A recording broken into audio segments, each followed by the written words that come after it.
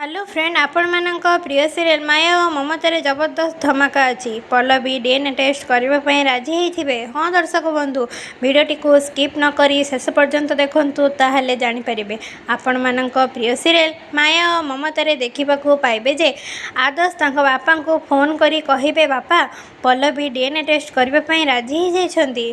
तापरे आदर्श को बापा जन को फोन करी कहिबे मु आनंद महापात्र कहूली मो बहुर काली डीएनए टेस्ट हम अदालतर ऑर्डर आउ सुपरविजन का स्ट्रिक्टली इंस्ट्रक्शन रे मो बहुर डीएनए टेस्ट हम। आदर्श आउ पल्लवी डीएनए टेस्ट करुवा समय मु मध्य सेठी प्रेजेंट रही।